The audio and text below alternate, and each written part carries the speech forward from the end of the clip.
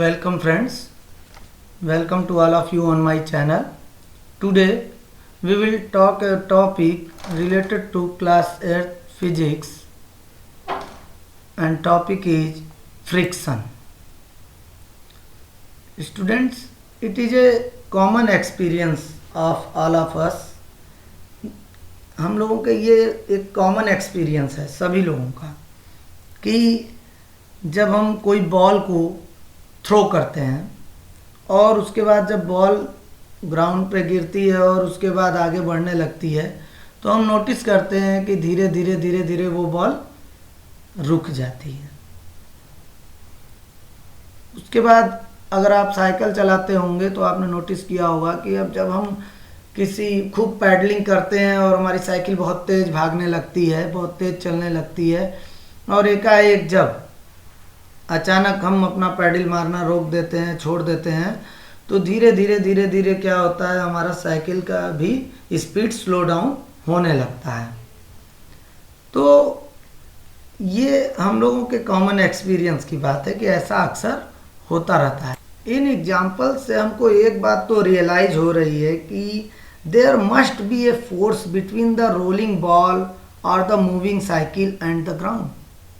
इसका मतलब ऐसा कोई ना कोई फोर्स ज़रूर काम कर रहा है जो कि बॉल के रोल होने का विरोध कर रहा है, साइकिल के चलने का विरोध कर रहा है, कुछ ना कुछ तो ज़रूर है।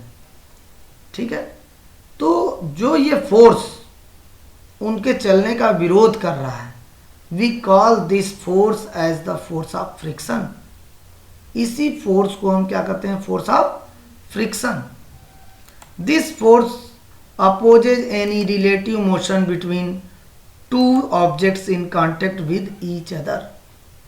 ये जो फोर्स है ये हमेशा दो ऑब्जेक्ट के बीच अगर रिलेटिव मोशन हो रहा है, दो सरफेसेस एक दूसरे के कांटेक्ट में है तो ये फोर्स उनका अपोज करता है, उनका विरोध करता है।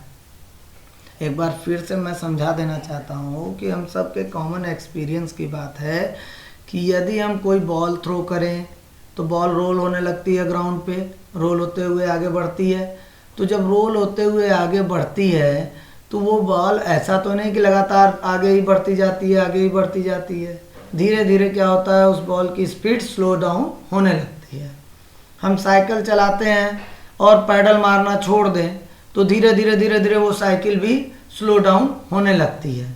तो आखिर ऐसा क्यों? भाई किसी ऑब्जेक्ट के स्पीड में चेंज तभी आता है जब उसके ऊपर फोर्स लग रहा हो। हम पैडल मार रहे थे तो हमारी स्पीड बढ़ रही थी, क्यों? क्योंकि हम लोग फोर्स लगा रहे थे। हमने पैडल मारना छोड़ दिया तो अब साइकिल को जो स्पीड हमने दे दिया उस स्पीड से उसे चलते रहना चाहिए ना। लेकिन ऐसा नहीं होता है, धीरे धीरे धीरे धीरे साइकिल स्लो डाउन हो जाती है, बॉल स्लो डाउन हो जाता है। तो इसका मतलब है कि उसकी स्पीड में चेंज आ रहा है और उसकी स्पीड में चेंज तभी आएगा जब उसके ऊपर कोई फोर्स लग रहा होगा। तो यानी कि ऐसा कोई फोर्स इन साइकिल या बॉल के ऊपर लग रहा है जो कि उसके मोशन को अपोज कर रहा है, उसको आगे बढ़ने से रोक रहा है। तो ये जो फोर्स है जो उसे आगे बढ़ने से रोक रहा है, उसके मोशन का अपोज कर रहा है, this force is known as force of friction. And this force opposes any relative motion between two objects in contact with each other। यानी कि फोर्स ऑफ फ्रिक्शन तभी काम करता है जब दो ऑब्जेक्ट एक दूसरे के कांटेक्ट में हो और उनके बीच रिलेटिव मोशन हो रहा हो, यानी एक ऑब्जेक्ट दूसरे ऑब्जेक्ट के ऊपर मूव कर रहा हो। और आप समझिए इस बात को कि इसी कारण से जब हम साइकिल चलाते हैं तो हमको बार बार पैडलिंग करते रहना पड़ता है। क्यों? क्योंकि अगर हम एक ही बार पैडलिंग करके छोड़ दिए तो क्या होगा, धीरे धीरे फ्रिक्शन उसके ऊपर काम कर रहा है। जैसे आप रोड पर साइकिल चला रहे हैं तो दो सरफेस कौन कौन हुए? एक तो साइकिल का पहिया हो गया व्हील, दूसरा सरफेस हो गया दूसरा ऑब्जेक्ट रोड। तो व्हील और रोड के बीच मोशन हो रहा है, व्हील रोड पे मोशन कर रहा है तो यहाँ रिलेटिव मोशन हो गया दोनों के बीच। अब क्या हुआ कि जो व्हील है उस पर रोड एक अपोजिंग फोर्स लगा रहा है, उसका गति का उसके मोशन का विरोध कर रहा है। ठीक है। तो अगर आप पैडलिंग करना छोड़ देंगे तो धीरे धीरे क्या होगा, फ्रिक्शन फोर्स के कारण जो आपने साइकिल को चलाकर उसमें काइनेटिक एनर्जी दिया, वो एनर्जी धीरे धीरे धीरे धीरे खर्च हो जाएगी फ्रिक्शनल फोर्स के अगेंस्ट। ठीक है, तो इसी वजह से हमको बार बार पैडलिंग करते रहना पड़ता है अपनी स्पीड को कांस्टेंट बनाए रखने के लिए। फ्रिक्शन फोर्स को हमें याद रखना है, it is a opposing force, it is a contact force. जब टू ऑब्जेक्ट एक दूसरे के कांटेक्ट में होते हैं तभी फ्रिक्शनल फोर्स काम करता है। ठीक है, और दूसरी चीज़ हमें ये याद रखनी है कि जो है ये दोनों सरफेस के बीच में अगर रिलेटिव मोशन हो रहा तब फ्रिक्शनल फोर्स काम करता है। तो अब ये भी जान लेना जरूरी है कि ये फ्रिक्शनल फोर्स काम कैसे करता है।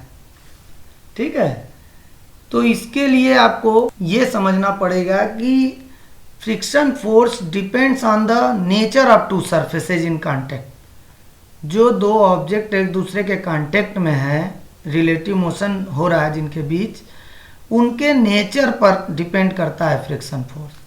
The more is the roughness of two surfaces in contact, the more is the force of friction between them.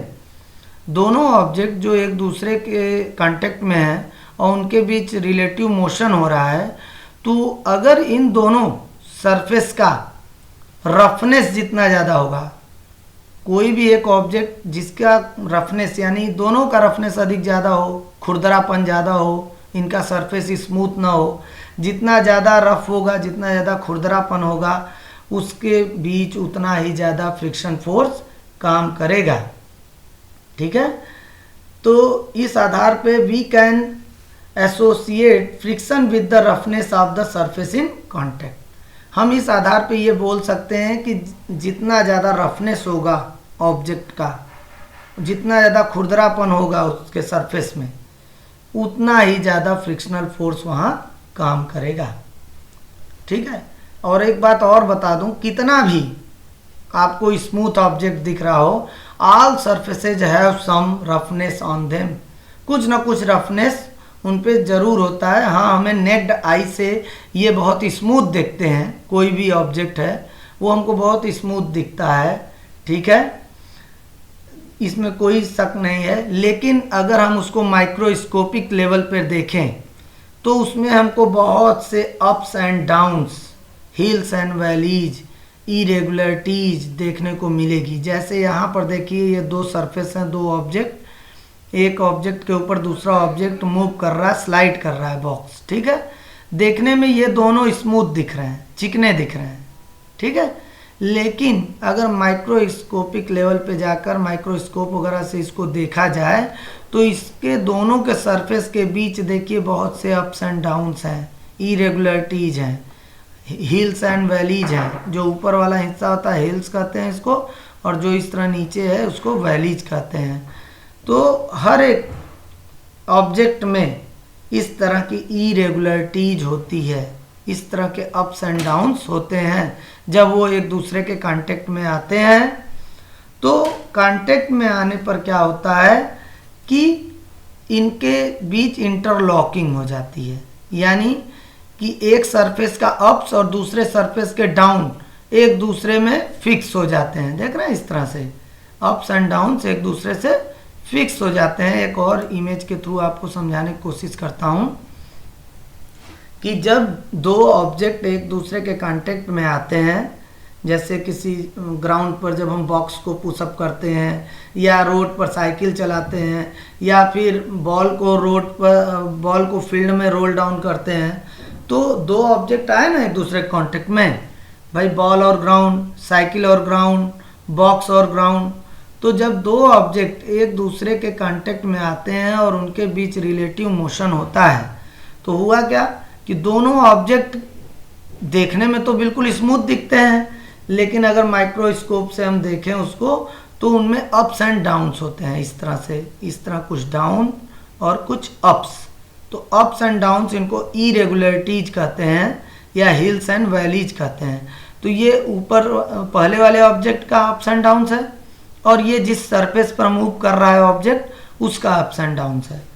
तो अब हुआ क्या, when two surfaces are put in contact, the irregularities, it means ups and downs of one surface get somewhat interlocked with the irregularities of the other surface. एक surface का ups and downs दूसरे surface के ups and down से interlocked हो जाता है.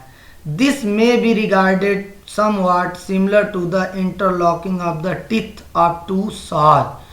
बिल्कुल ये उसी तरह से होता है जैसे दो सॉ ले लें. सॉ मीन समझते हैं आरी जिससे लकड़ी काटा जाता है. अगर दो आरी को लेकर एक दूसरे पर आप मूव कराएं तो उनके अप्स एंड डाउन से एक दूसरे में फंस जाते हैं.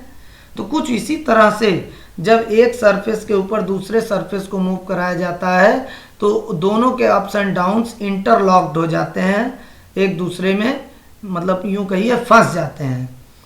तो जब फंस जाएंगे तो we have to apply a force to unlock this interlocking of the two surfaces in contact.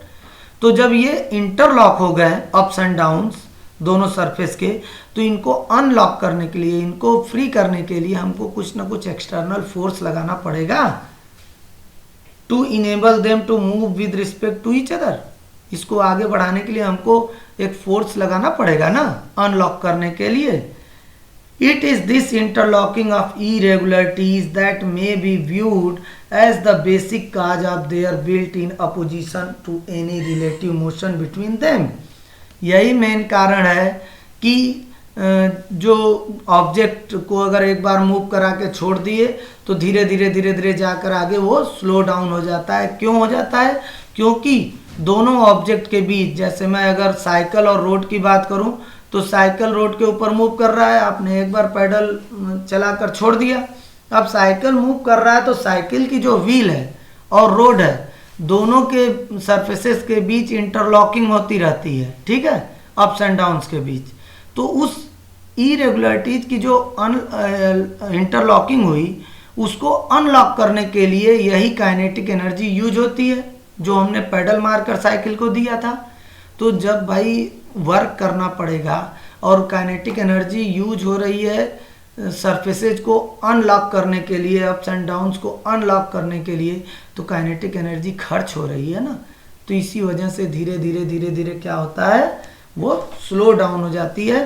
तो यानी कि मेन रीजन किसी ऑब्जेक्ट के मोशन का अपोज करने का यही है कि दोनों ऑब्जेक्ट के जो अप्स एंड डाउन्स हैं वो इंटरलॉक हो जाते हैं और उनको अनलॉक करने में ही हमारी काइनेटिक एनर्जी यूज होती है.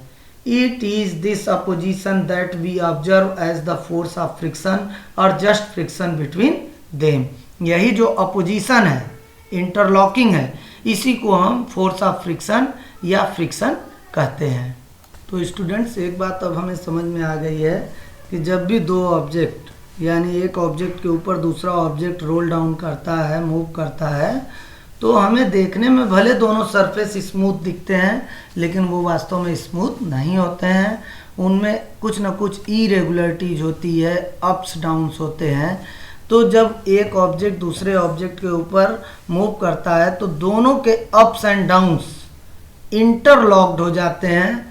तो उन्हीं को अनलॉक करने के लिए, इसी इंटरलॉकिंग की वजह से क्या होता है, हमारे मोशन का अपोज होता है, ठीक है. और उसको अनलॉक करने में, उन अप्स एंड डाउन्स को अनलॉक करने में जो काइनेटिक एनर्जी है ऑब्जेक्ट में वही खर्च होती है, जिसके कारण धीरे धीरे ऑब्जेक्ट स्लो डाउन होते जाता है और अंत में रुक जाता है. तो इस तरह से आप समझ गए होंगे कि फ्रिक्शनल फोर्स का मेन रीजन ये जो इरेगुलरिटीज है ऑब्जेक्ट के बीच, ठीक है, कि it is this interlocking of irregularities that may be viewed as the basic cause of their built in opposition of any relative motion between them. किसी भी ऑब्जेक्ट के रिलेटिव मोशन के दौरान मेन रीजन ये जो है इरेगुलरिटीज की interlocking ही है, जिसके कारण ऑब्जेक्ट धीरे धीरे स्लो डाउन हो जाता है. तो अब आप जान चुके हैं कि what is the cause of the friction.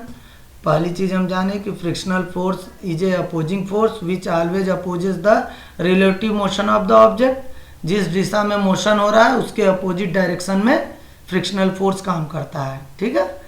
तो याद रखिएगा. और दूसरा कारण क्या है कि इनके इरेगुलरिटीज के बीच इंटरलॉकिंग होना ही जो है मेन बेसिक रीजन है फ्रिक्शन का।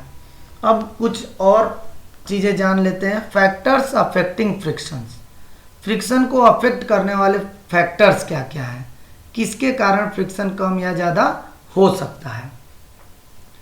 Friction depends on a materials properties such as roughness, how clean the surface are and other factors. देखिए अभी हमने बताया था कि जो सरफेस जितना ज़्यादा रफ होंगे उनके बीच फ्रिक्शनल फोर्स उतना ही ज़्यादा लगेगा। क्यों? क्योंकि रफ सरफेस में अगर ध्यान से देखा जाए तो उसमें तो और ज़्यादा अप्स एंड डाउन्स होंगे, हिल्स एंड वैलीज होंगे, इरेगुलरिटीज होगी। तो जितना ज़्यादा इरेगुलरिटीज होगी उतने ही ज़्यादा दोनों सरफेस एक दूसरे को इंटरलॉक करेंगे, और जब दोनों सरफेस एक दूसरे को इंटरलॉक करेंगे तो उनको अनलॉक करने के लिए हमको उतना ही ज़्यादा फोर्स लगाना पड़ेगा, उसको मोशन में रखने के लिए उतना ज़्यादा ही फोर्स लगाना पड़ेगा। तो सबसे पहला फैक्टर तो यही है, nature of the surface in contact. दोनों ऑब्जेक्ट जो एक दूसरे के कांटेक्ट में हैं, दोनों सरफेस जो एक दूसरे के कांटेक्ट में हैं, उनका नेचर कैसा है, वो स्मूथ है या रफ है। जितने ज़्यादा स्मूथ होंगे तो उनमें इरेगुलरिटीज उतनी कम होगी और दोनों सरफेस के बीच इंटरलॉकिंग उतना कम होगा। जब इंटरलॉकिंग कम होगा तो भाई अपोजिशन कम होगा, यानी फ्रिक्शनल फोर्स कम होगा। लेकिन अगर दोनों सरफेस रफ सरफेस हैं तो उनके बीच इरेगुलरिटीज के बीच इंटरलॉकिंग ज़्यादा होगी और अपोजिशन ज़्यादा होगा, मोशन का अपोज, यानी कि फ्रिक्शन भी ज़्यादा होगा। तो अगर दोनों सरफेस स्मूथ हैं तो फ्रिक्शन कम, दोनों सरफेस रफ हैं तो फ्रिक्शन ज़्यादा होगा। दूसरी है factor how hard the surface press together. How hard the surface press together का मतलब कि ऑब्जेक्ट कितना भारी है। जो ऑब्जेक्ट जितना ज़्यादा भारी होगा, ठीक है, जिस ऑब्जेक्ट का वेट जितना ज़्यादा होगा तो वो दूसरे सरफेस को उतना ज़्यादा प्रेस करेगा, और जब ज़्यादा प्रेस करेगा तो क्या होगा, दोनों के बीच इरेगुलरिटीज के बीच इंटरलॉकिंग भी उतने ज़्यादा होगी। भाई हम कह रहे हैं कोई ऑब्जेक्ट बहुत भारी है, ठीक है, अब वो जब किसी ऑब्जेक्ट दूसरे सरफेस के ऊपर रखा गया है तो अप्स एंड डाउन्स तो सभी सरफेस में होता है। मैंने बताया अभी कि आप माइक्रोस्कोपिक लेवल से या माइक्रोस्कोप से देखेंगे तो हर एक ऑब्जेक्ट में इरेगुलरिटीज है, बिल्कुल स्मूथ कोई भी ऑब्जेक्ट नहीं हो सकता।